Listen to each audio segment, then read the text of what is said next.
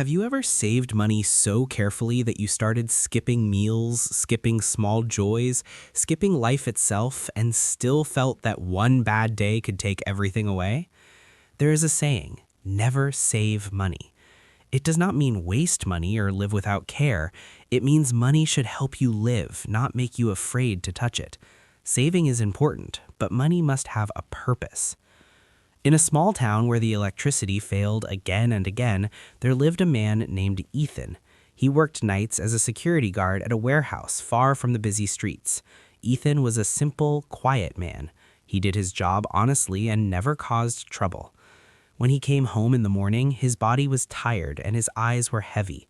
At night, instead of sleeping, he often lay awake, thinking about bills, power cuts, and the future.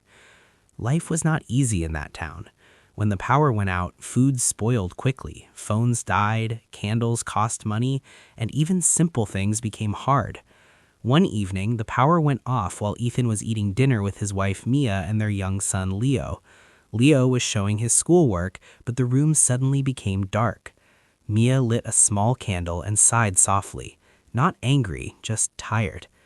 Leo looked at the weak light and asked how he could study like this. That moment stayed in Ethan's heart. That night, he decided to save money to buy a generator. People in town said a generator was safety, that once you had one, life became easy. Ethan believed this strongly. He took an old envelope, wrote the word generator on it, and hid it in a drawer under his clothes. Every week, he carefully put money inside.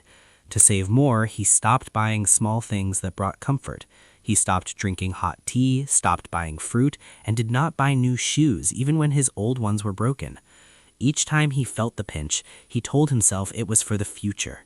At first, the envelope felt good. It felt heavy and full, and Ethan believed he was becoming safe. But life did not stop. One night, Leo became very sick with a high fever. They rushed him to the clinic, but the doctor asked for money first. Ethan opened the drawer with shaking hands and took money from the envelope. In minutes, the savings became thin. Leo got better, but Ethan felt afraid, not relieved. Soon after, the house rent increased a little, just enough to hurt. Then at work, Ethan was told his shoes were unsafe and he must buy new ones. The envelope became empty again. Ethan worked more hours, slept less, and became quieter and more tired. He started forgetting things, speaking less at home, and feeling angry inside without knowing why. He heard people say that saving money makes you safe, but his own life showed something different. The more he saved, the more scared he felt of losing it. One dark night, when the whole town lost power, Ethan stepped outside and saw a bright light in a neighbor's house across the road. It was Mrs. Carter, an old woman who sold snacks near the school. Her house was calm and bright while the rest of the street was dark. Ethan walked over and asked her how she still had light. She smiled and showed him a rechargeable lantern. She said she charged it when power was on and rented it to others when power was off. It helped her earn money and feel safe. Hearing this, something changed inside Ethan's mind. For the first time, he saw that money hidden in a drawer stayed silent, but money used wisely could return and help. He went home thinking deeply, holding the empty envelope in his hands, feeling that maybe the problem was not how little he earned, but how he used what he had. Ethan sat at the small kitchen table late that night while the rest of the house slept, the candle burning low and trembling with every soft breath of air. And for the first time in years, he did not push the thin envelope back into the drawer as if it were something dangerous to touch. He opened it slowly, counted the remaining notes again, and felt no comfort in the numbers, only a tight weight in his chest, because he knew how quickly those notes could disappear and how easily fear had taught him to hide instead of live. When Mia awoke and asked quietly if he was still saving for the generator, Ethan shook his head, not with confidence but with honesty, and said something he had never allowed himself to think clearly before. He did not want to save just to feel safe anymore. He wanted to build something that could actually help them live through each day. Mia was worried because worry had become a permanent guest in their home, but she listened without interrupting, and that listening alone felt like relief. The next morning, with hesitant hands and a racing heart, Ethan used part of the hidden money to buy 2 rechargeable lanterns and a small phone charger. feeling exposed with every step home because spending felt like risk and risk felt like failure. He made a quiet agreement with a barber nearby to charge the lanterns during the day, helping him close the shop at night in return. And though the deal was small, it felt like movement for the first time in a long while. That week, during another blackout, Ethan walked door to door in the dim streets, his voice low and uncertain, offering light and phone charging for a small fee. Some doors stayed closed. Some people looked suspicious, but others agreed, tired of darkness and silence. And that first night, he earned only a little.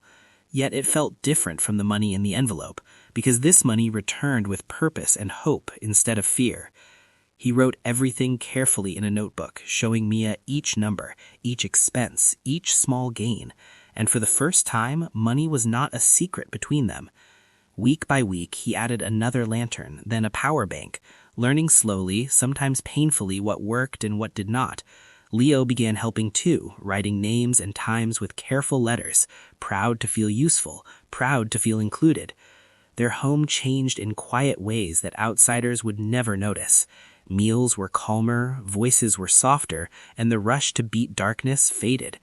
Neighbors knocked with respect instead of pity, asking if Ethan had light available. And even though some nights were tiring, Ethan felt stronger because effort now brought something back. One stormy evening damaged a lantern, and the old fear returned like a familiar shadow. But this time, Ethan did not freeze or hide. He used earned money to repair it, set simple rules, learned from the loss, and moved forward.